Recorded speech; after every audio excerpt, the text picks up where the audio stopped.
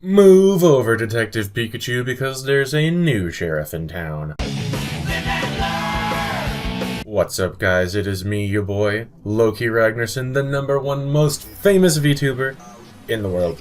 And I'm reviewing, sort of, the #1 most awesome video game adaptation in the world. Yes, I feel pretty confident in saying that. I haven't seen all the video game movie adaptations that there are, but I've seen a good portion of them. I saw that god-awful Mario movie, like, a billion years ago. How a digital person goes to see movies is a secret that I'm not going to share with you right now, so don't ask.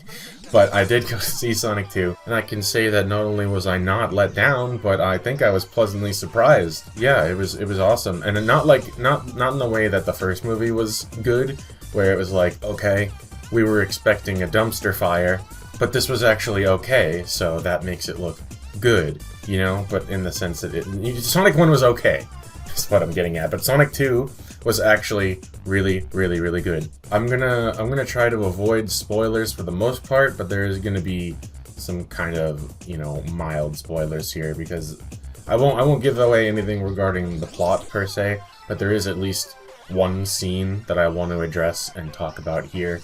So, you know, just heads up to that. One of the surprising things that was like really good and enjoyable about the movie was like it had this slice of life aspect to it. Not to the whole thing, just, you know, there were slice of life portions to it that were really good. For example, there's just this one scene where Sonic is running back to Green Hills from a night of gallivanting, and he passes by Wade at a speed trap, who sees Sonic on the radar and just says, "Morning, Sonic," and Sonic says, "Good morning, Wade," and blah blah blah, that kind of stuff.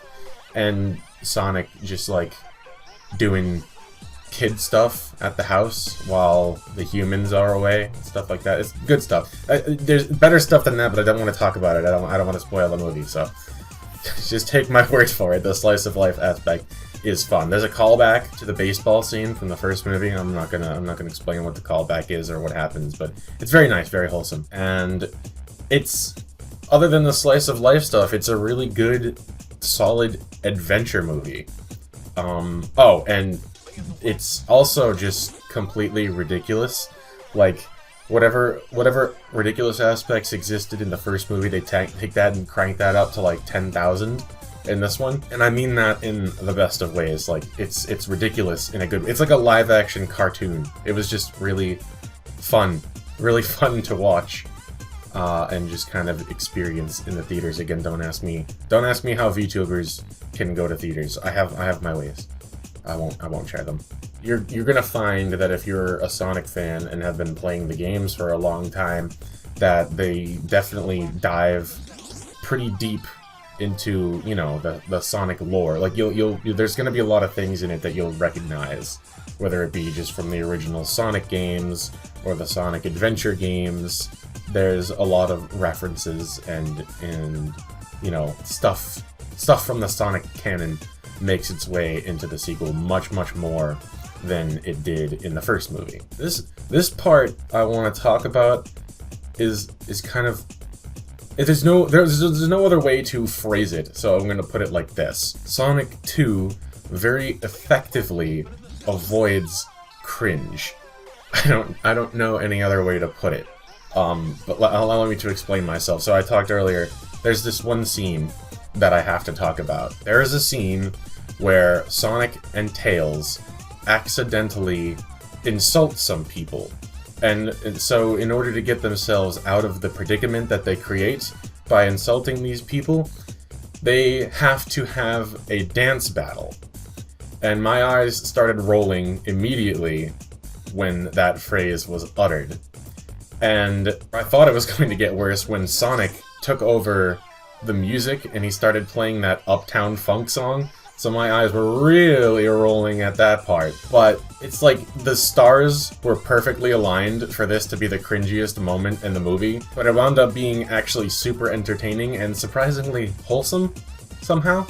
I think actually it might be my favorite part of the movie. On that note, I do want to talk about Tails real quick. Again, no spoilers or anything like that. I just wanted to mention that I really feel like they got Tails' character right.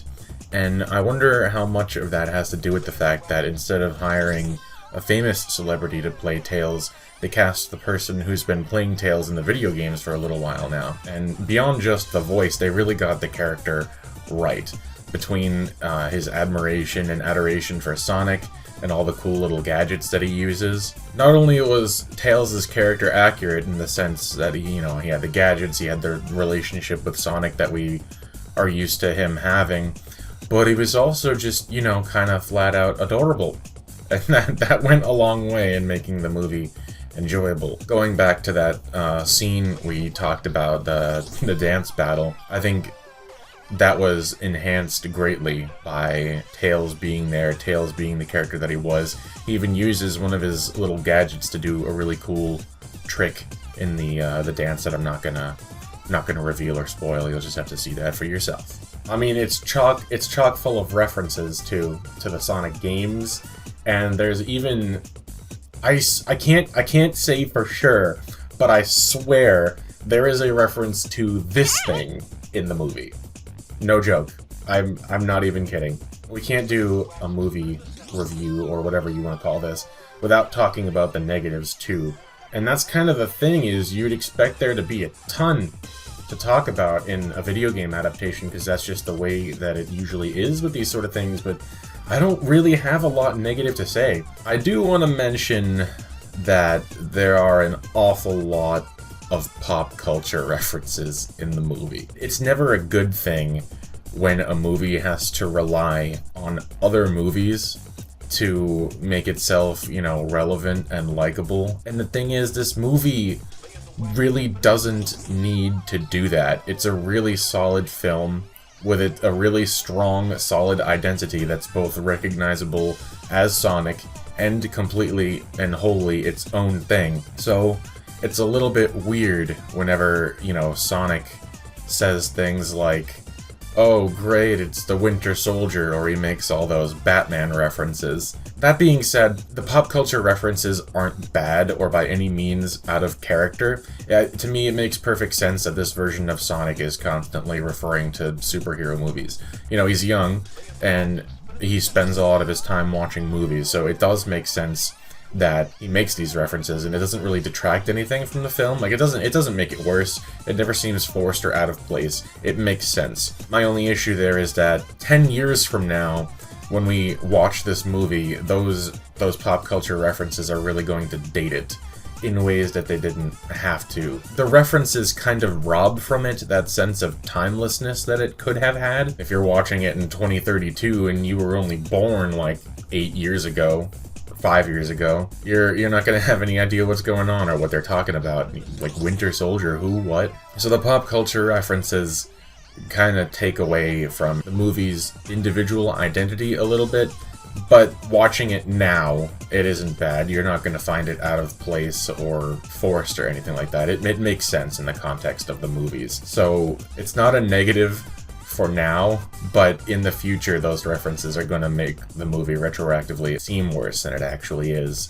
The only real negatives I have were, there was the A story with Sonic and Tails, the B story with Knuckles and Robotnik, and then there was the C story with the humans, which I didn't really care for. There were just certain parts of it that dragged on a little bit too long, or didn't really need to be there in the first place, and I think I would have shaved that down a little bit. It was still really good, and even those human parts added a good touch of wholesomeness to certain parts of the movie, so not really a huge complaint there either. In other words, a lot of pros about the movie that I can't really talk about, and not really any cons. So the bottom line is, if you're a Sonic fan, go and see it.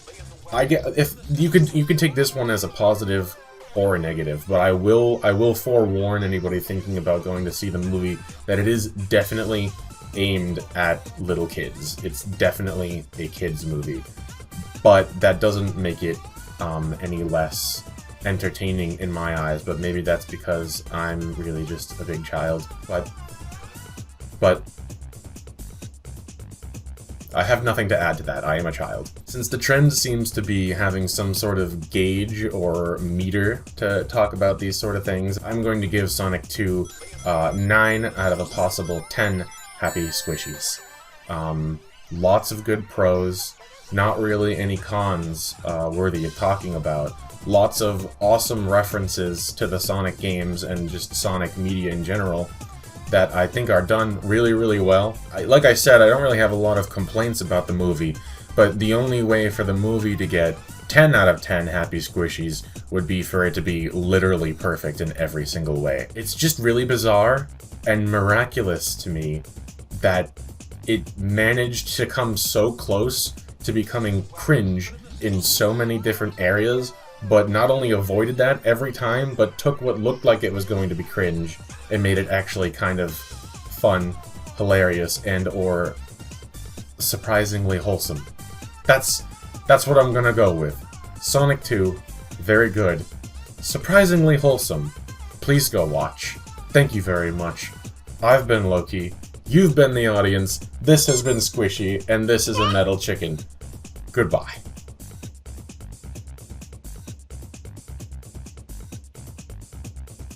Lay in the wax and spit in the cell.